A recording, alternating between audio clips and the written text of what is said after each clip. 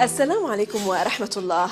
الظروف والأوضاع الجيوسياسية المحيطة بباكستان تغيرت بسرعة مثيرة خلال الأعوام الماضية.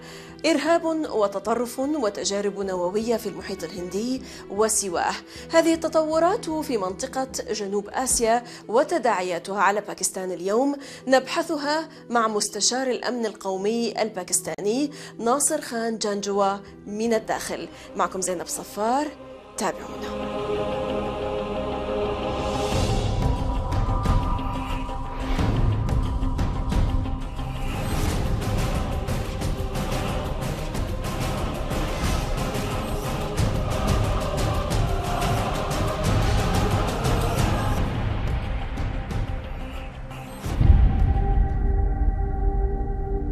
لعل كل ما ينبئ بالجغرافيا السياسية يمكن العثور عليه في منطقة جنوب آسيا بحسب مركز ستراتفورد الأمريكي للدراسات الاستراتيجية والأمنية، وذلك في استشرافه السنوي لعام 2018.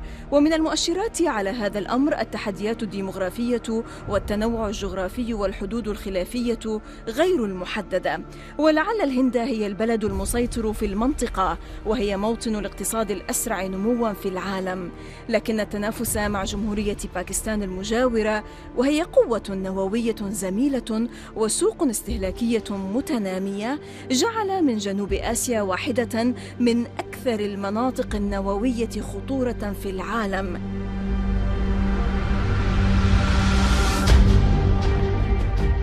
والمنطقة خير دليل أيضاً على الكيفية التي يمكن أن يؤدي بها التشدد والعسكرة إلى تقويض التكامل الإقليمي اللازم لإطلاق النمو الاقتصادي الأعلى. اليوم وبحسب ستراتفورد فإن الولايات المتحدة الأمريكية وباكستان تقبعان على مفترق طرق فيما يخص الحرب في أفغانستان، حيث تدهورت الشراكة الأمنية بين البلدين إلى الأسوأ هذا العام، إذ وفي مطلع العام الحالي أعلنت إدارة ترامب أنها ستخفض المساعدات إلى باكستان بأكثر من الثلث. أما الجيش الباكستاني المهيمن في السياسة الخارجية الباكستانية واللاعب القوي في الشؤون الداخلية فسيكون على جدول أعماله عام 2018 تحديات أكثر من الصراع في أفغانستان.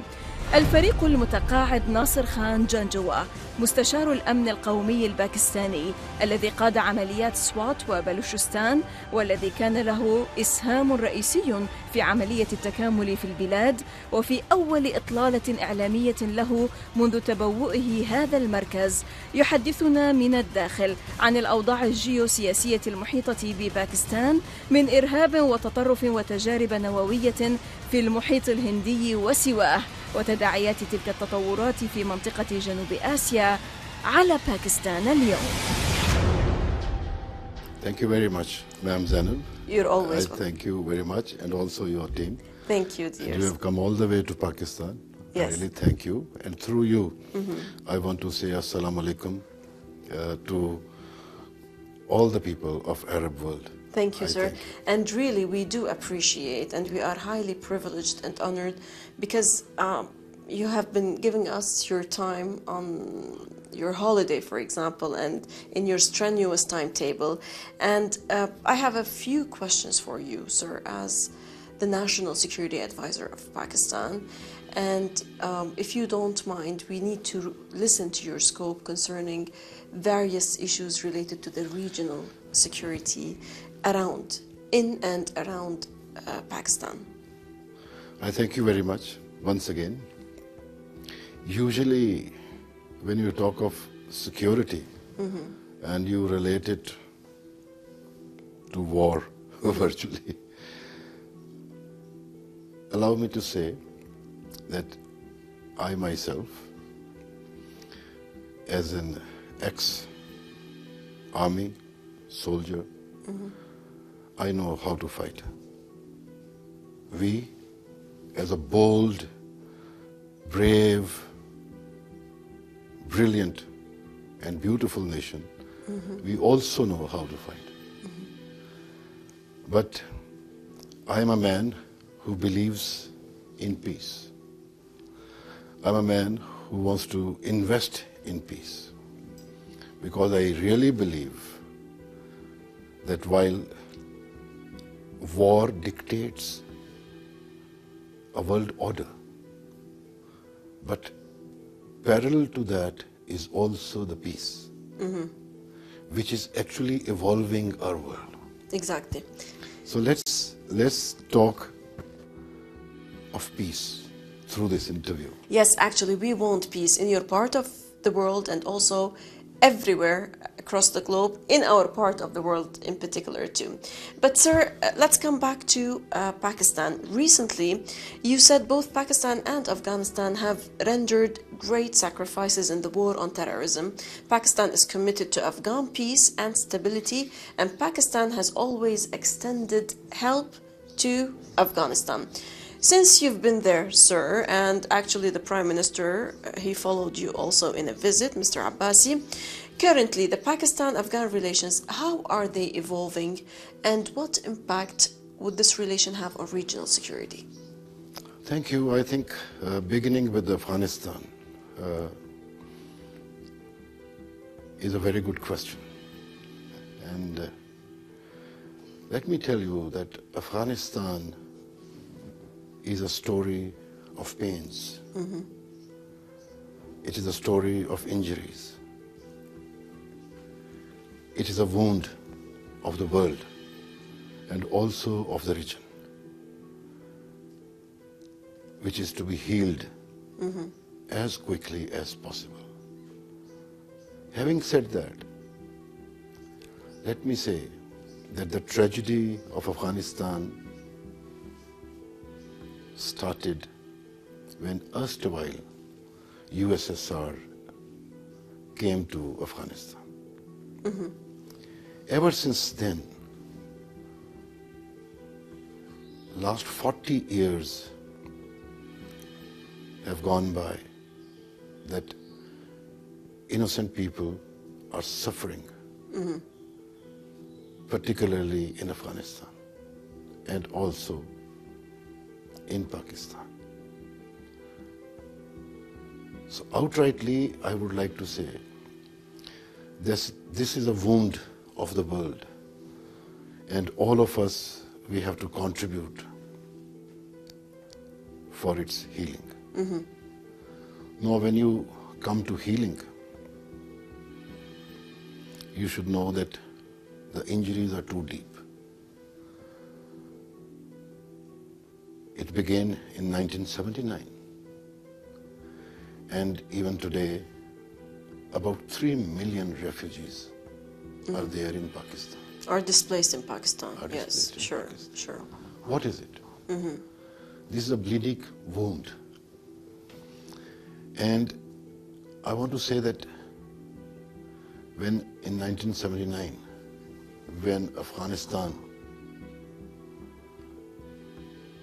was invaded, what did Pakistan do? Pakistan stood with Afghanistan and also with the world. That is how we have contributed. And today, Alhamdulillah, Afghanistan is a sovereign country. Today, because of, I'm referring to erstwhile USSR, because of its dismemberment, Germany unified. There are 14 The fall countries. of the Berlin Wall. Yes. Yes. 14 countries became independent. True. So that is the role of Pakistan, of the recent world. And when 9/11 happened, just see what did Pakistan do. Pakistan did not stand with those who inflicted 9/11. So Pakistan stood for its moral values. And ever since then, Pakistan is making its contribution. I think Afghanistan war after the 9/11 was a war in vengeance, where Taliban regime was dismantled, and thereafter every investment has been made to win the war. Unfortunately, we have not invested in winning the peace in Afghanistan. And that is how more than 40% of Afghanistan is controlled by Taliban. So that is the result of this war. And Pakistan is under a serious blame that we are supporting Taliban, we are supporting Haqqanis. It's a strange moment in our history that US and all others are blaming us that we are supporting Taliban.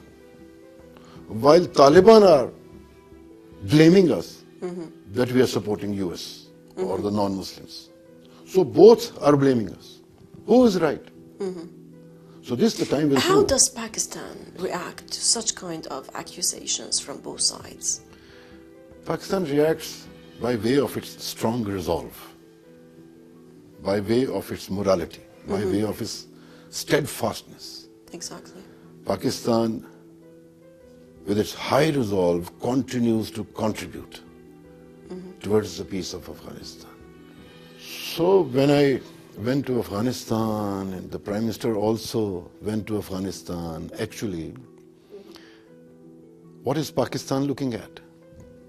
Pakistan is looking at to support the peace offer which has been made by President Ashraf Ghani. And now we hope that every one of us contributes towards seeking peace in Afghanistan. Allow me, sir, to stop you now. We need to stop for a short break, and then after the break we're going to talk also about another regional security, could be a threat or could be a constructive kind of regional security relation, which is that between Pakistan and India. We need to understand it more. We need to understand your perspective regarding this relation, but allow us to stop for a short break. إذا فاصل قصير ونعود. لا تذهبوا بعيدا.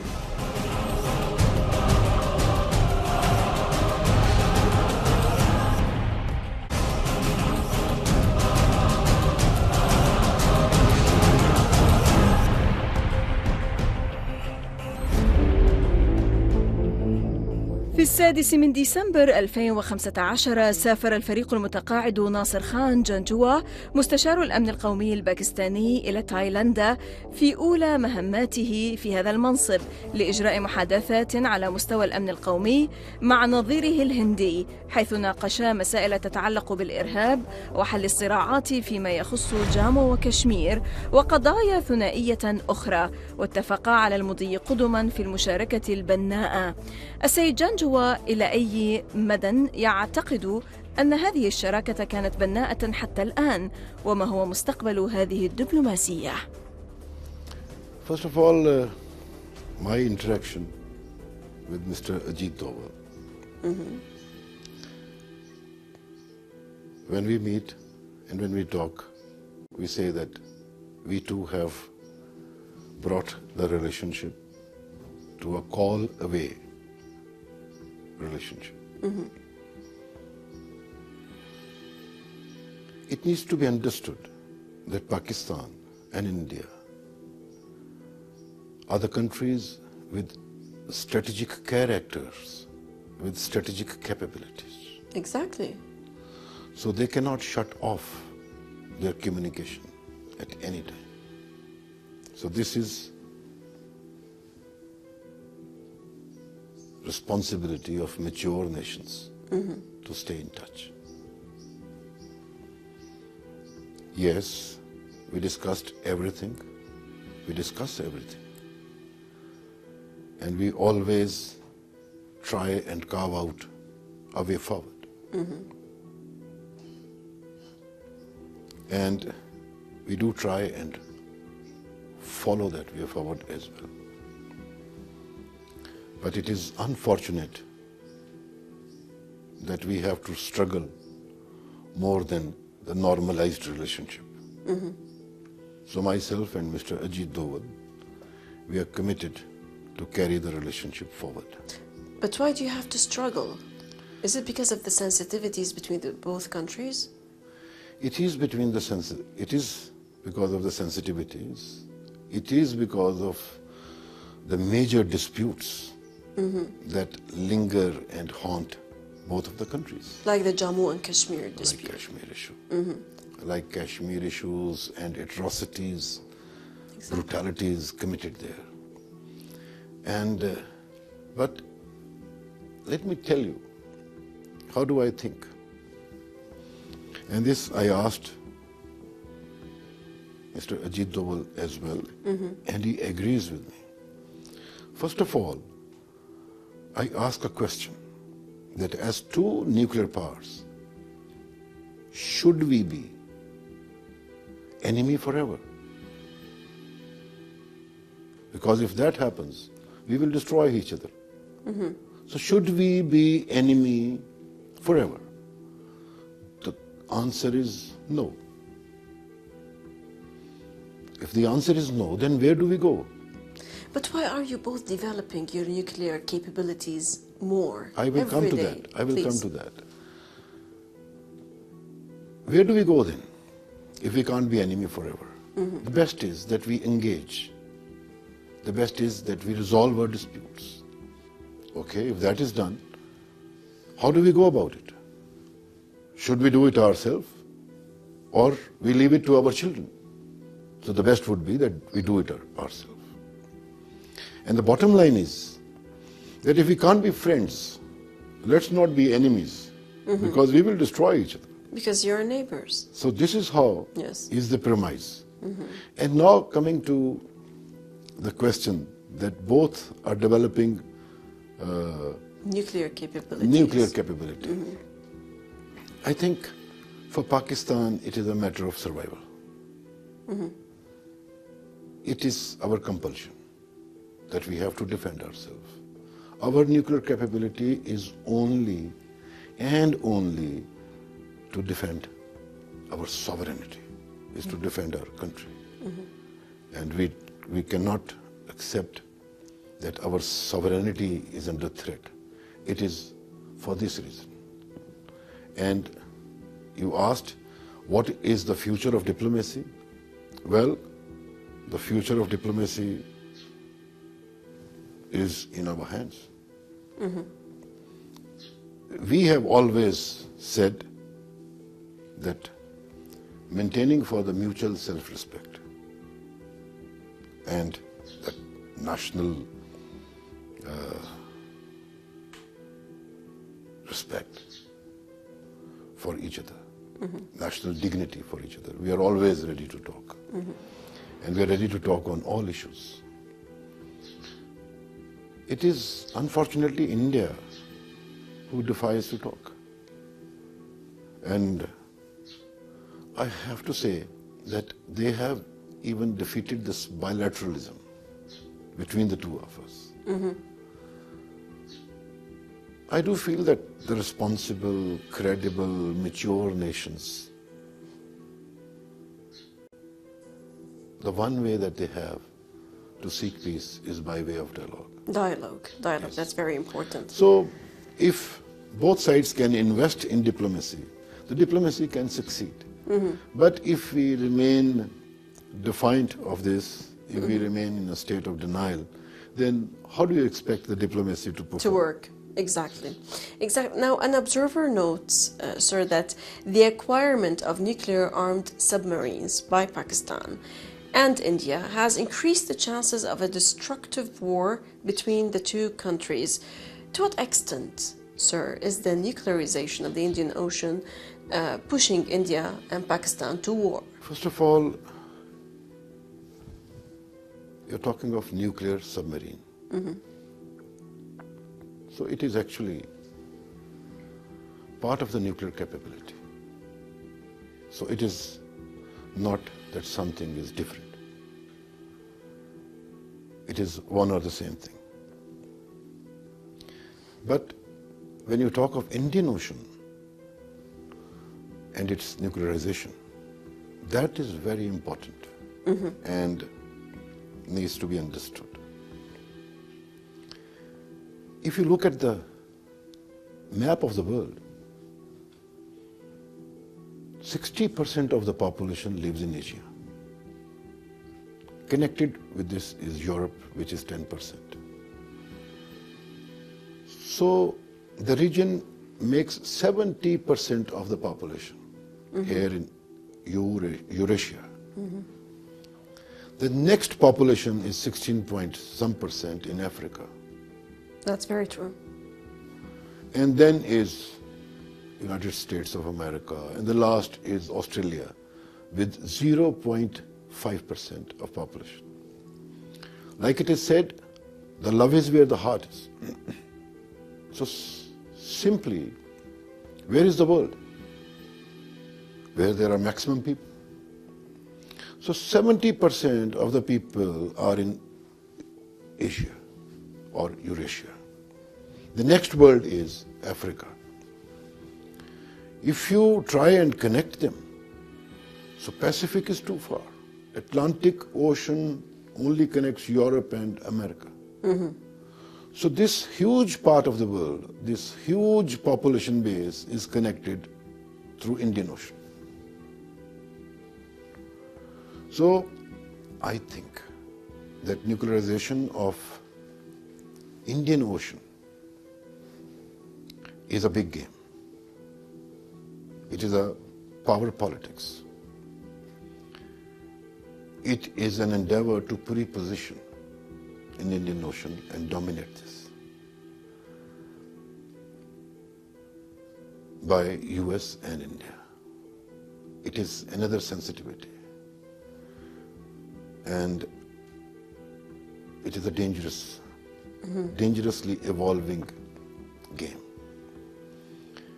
And this is affecting, this will affect the regional stability the most. That's what I can say. And we should refrain from doing this, because then we are mongering war. We are not investing in peace by way of nuclearization of Indian Ocean. India. Right, sir. I have many other questions, particularly regarding India and the endeavors of Pakistan and the achievement in its war against terrorism. But we have to stop now. We finished the first part of the interview. We're going to host you also for the second part of this interview, hopefully next week, inshallah, to highlight all of these issues and also to talk about the China-Pakistan economic corridor and how this has also made it a kind of win-win situation for the whole region in Southeast Asia, but next week, inshallah. Many thanks indeed, National Security Advisor of Pakistan, Mr.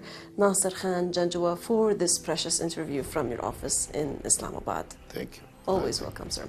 إذن اللقاء يتجدد في الأسبوع المقبل مع الجزء الثاني من هذا اللقاء مع مستشار الأمن القومي الباكستاني ناصر خان جنجوة من مقر رئاسة الوزراء في إسلام آباد، من كل فريق عمل الميادين، من كل الميادين من إسلام آباد. السلام عليكم ورحمة الله.